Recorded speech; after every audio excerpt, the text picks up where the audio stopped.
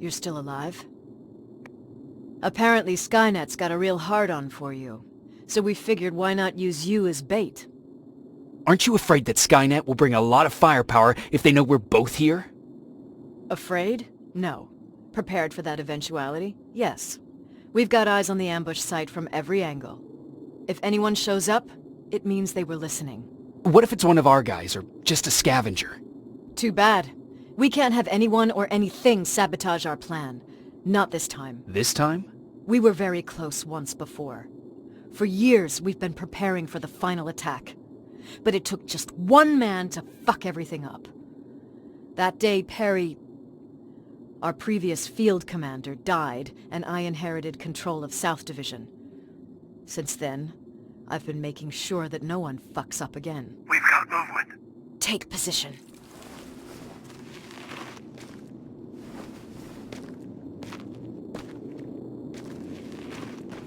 What do you have? A hooded man's walking down the street. Might be a scavenger. Rivers, you saw him. Is it the same model? Is it the infiltrator? I can't tell. We're waiting for your signal. I think that might be it. You think? Good enough for me. Cease fire! Cease fire! Target down! I repeat, target down! Go check him! Eyes on the target. Proceed with caution. Is he dead? What the fuck? It's the target! You can't get away! Fire at will!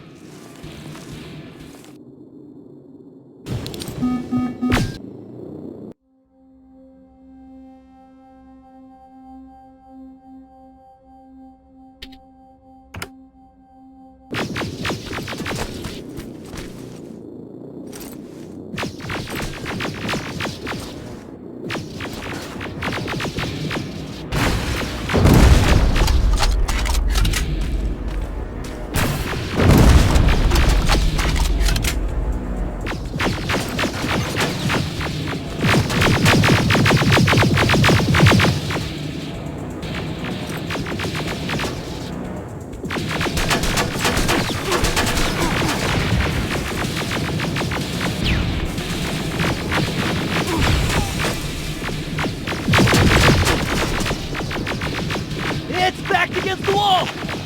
We've got it now!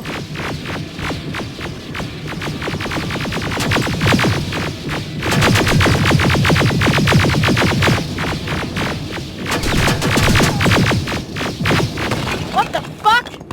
Everyone on me!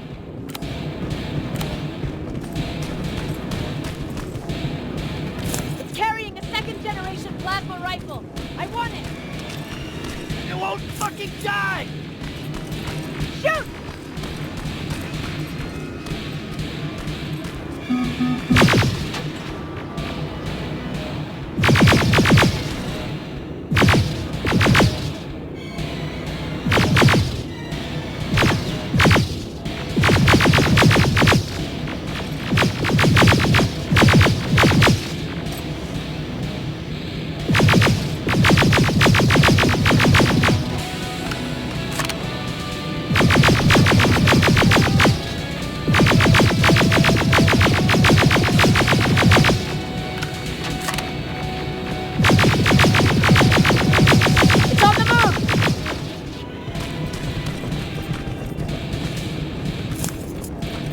Take cover!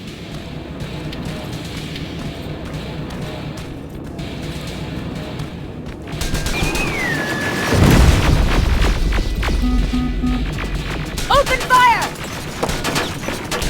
That's one ugly son of a bitch.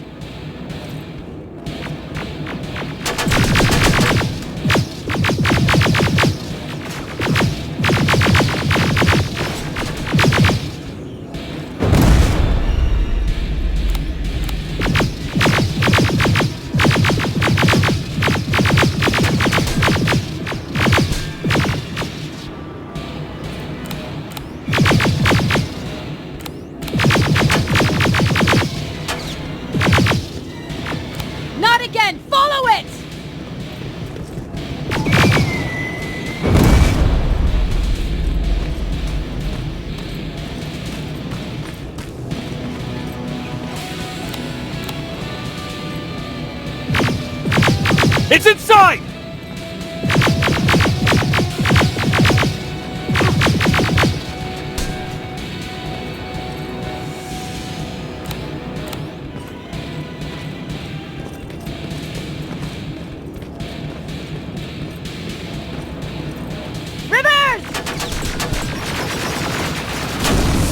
Rivers, we're trying to get through. You can't let it get away, you hear?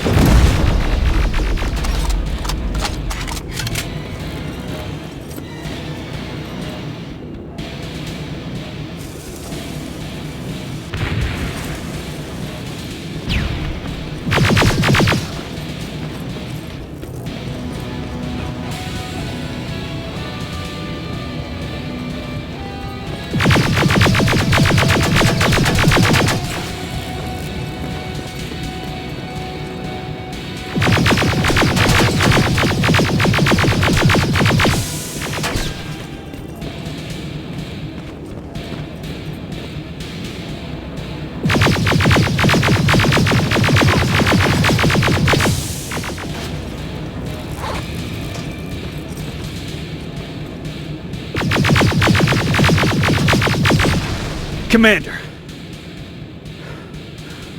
We got it. We finally got it. Good job, Rivers.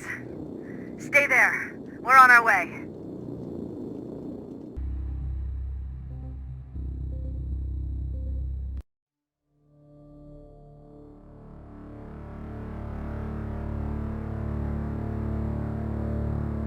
There was no doubt anymore.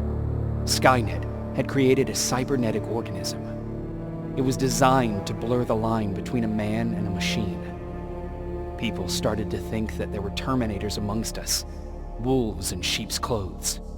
Some of us left, even though we hadn't seen any other infiltrators yet.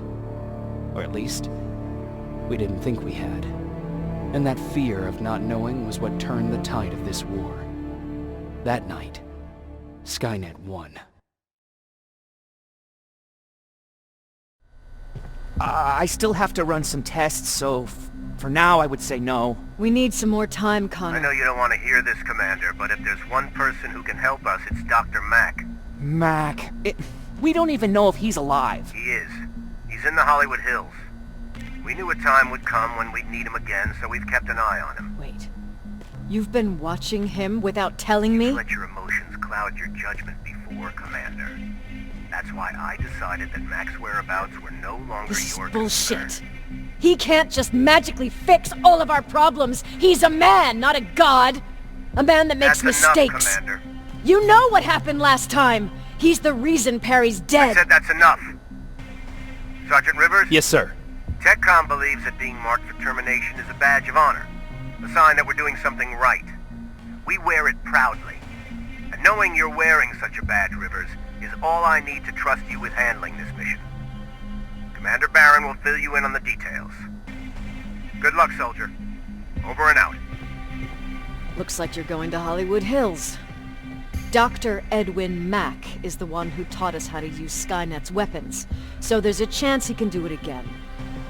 Take him that second-generation plasma rifle and see if he's able to reprogram it. If we want to use Skynet's weapons, we need to bypass their encryption lockouts. How will I find him? He's obsessed with surveillance. So when you get there, look for any cameras, biometric sensors, or any other tech stuff. He should be around. That's it.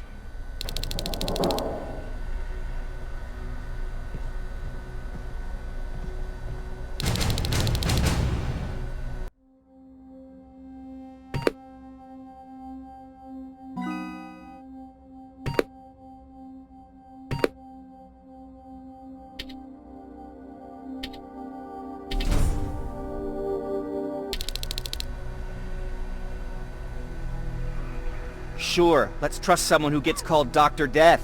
That won't bite us in the ass. In the meantime, I'll see what I can learn from the new CPU we acquired from that infiltrator. This could be the breakthrough that we've all been waiting for. I need to concentrate, so please don't disturb me.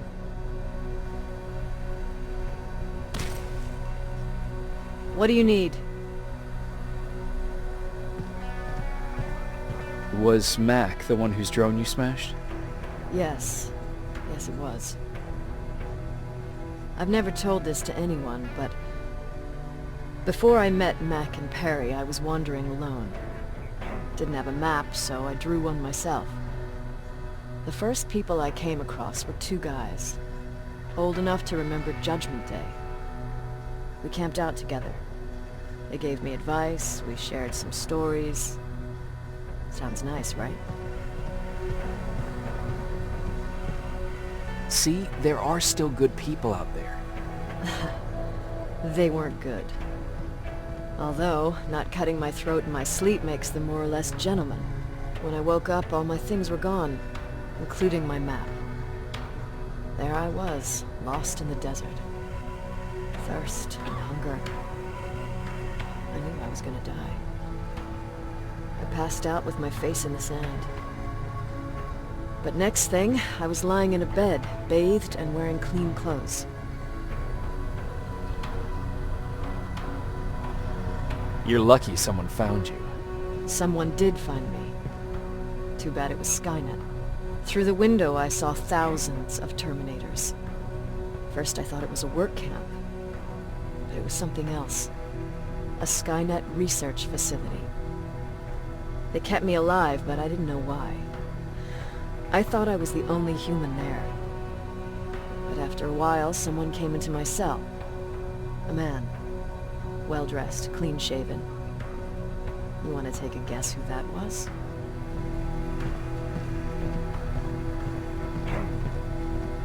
One of those guys who robbed you? No. He was a traitor to his race. Bastard was selling every piece of knowledge the machines didn't have. In return, they gave him everything he wanted. When he was done stuffing his face with food, he had another request. He wanted a whore. It lasted months, until I got to wrap a towel around his neck and make his eyes pop.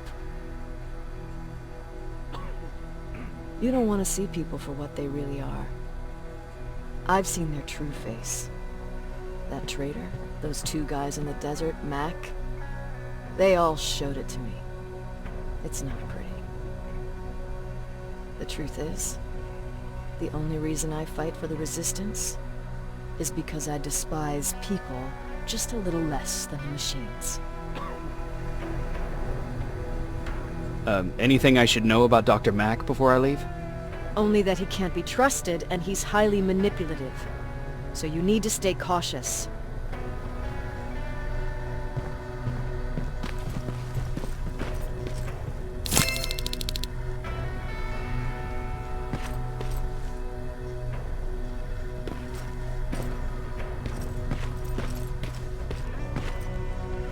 Jacob, do you have a minute?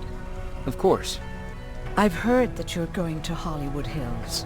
Well, with Baron yelling like that, the whole shelter heard. He wanted me to tell you if I needed anything, so here it is. When you get to Hollywood Hills, could you stop by my old house? It's near the Griffith Park tennis courts. I wonder if Peter went there and left something for me. I know he'd be stupid to go there since now it's behind the Annihilation line, but then again, he was always full of stupid ideas. I'll see what I can do. Thank you. Look at him. He never talks to anyone. He just sits there. I bet he's one of the... Don't be shy, Rivers. Turn up the volume. See? I knew you'd like it. God damn it! I thought I told you. I can't...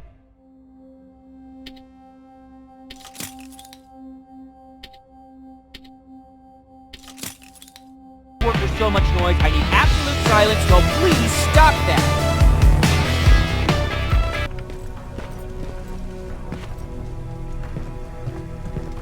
I swear I should just join Skynet!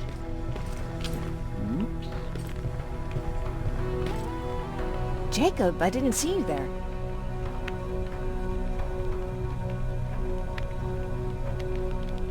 Is everything okay? You seem far away. Nothing can get past you, can it? I've been thinking about the day we met. I never told you how we really ended up there.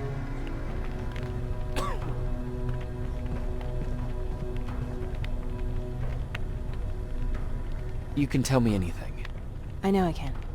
That's why you're the first person I'm telling this to. That day, loud hammering woke me up. When I came downstairs, I saw my father nailing the window shut. Through the crack, I saw them coming. Hundreds of metal heads and their red eyes. Even though they're just empty shells, I could feel the hate radiating from them. What did you do? I made Patrick stay upstairs and went back to talk to my father. We argued for a minute or two, and I tried to pull him away from the window. He pushed me away. I tried it again, but he shoved me. This time I fell. I didn't recognize him as he was reaching for his shotgun. He said, I shouldn't worry about the machines. They wouldn't hurt us. I don't even remember how. But the gun was already in my hands. I closed my eyes and went someplace else. Didn't even hear the shot. I didn't hear Patrick's steps either. He saw you? He did. He was staring at me like I was a stranger. He didn't scream or cry. He just stared. I threw the gun away, grabbed Patrick, and tried not to notice the hole in my father's unmoving chest. As we ran, I could hear them coming, so we found somewhere to hide. Then you came. I wanted to tell someone about all this, but I was afraid to. I'm glad you did. I am too. We talk a lot about how heartless the machines are. And I started to think that maybe I was too. I probably would have convinced myself of that if it wasn't for you keeping me sane. Thank you for everything. I never thought I would find a friend in times like these. Where's Patrick? He's getting ready. I'm taking him with me. I figure it's time for him to see what's out there. Where are you going? I'm going out scavenging. Don't worry. I'm past thinking about running away. Knowing how much you'd miss me made me not want to leave. Is it true? You look human now?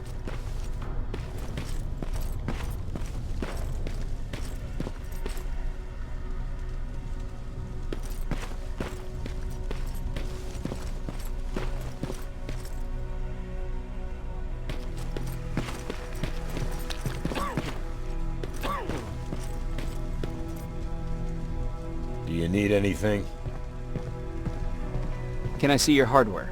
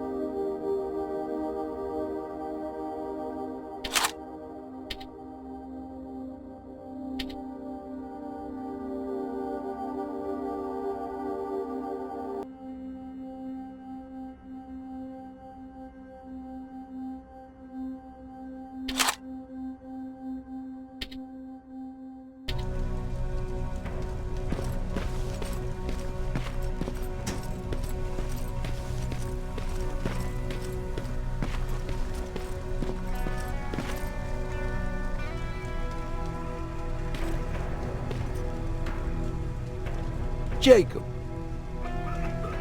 Earlier, you said that a new era started. What changed? Well, for one thing, with Tucker dead, I became the new leader of the group. Something I never expected or wanted, for that matter. What did you do about it? That same night, I looked around at all those people who survived, and I felt scared. Scared of what they expected of me. I started to walk away like I was on autopilot. I don't know if I wanted to run away or to kill myself, but then something surreal happened. I found a metal door in the ground in the middle of nowhere. I was real unsure about what I might find under it, but what I did find was the aftermath of a massacre. More Terminators? That's exactly what I thought at first, but it turned out to be something even more scary. It looked like they decided to commit suicide.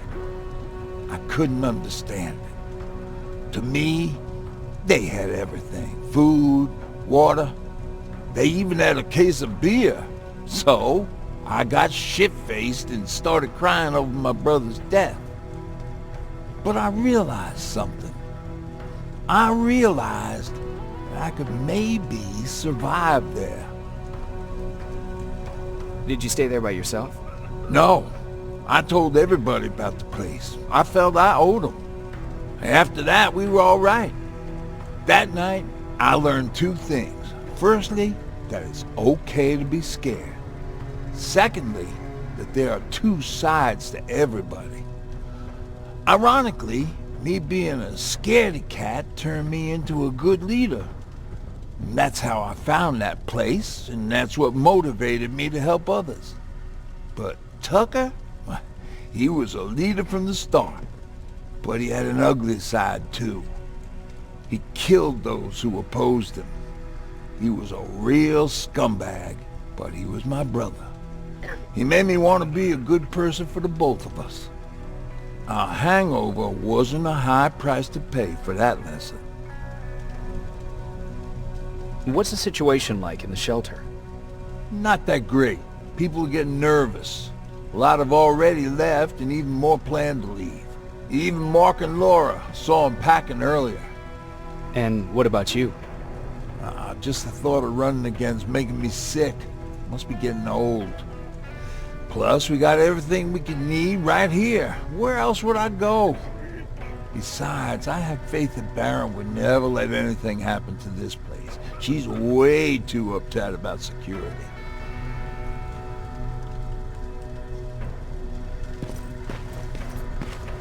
Why do you think Skynet doesn't have their plans in the south? Everyone's leaving. I think we should as well. Yeah, but where to?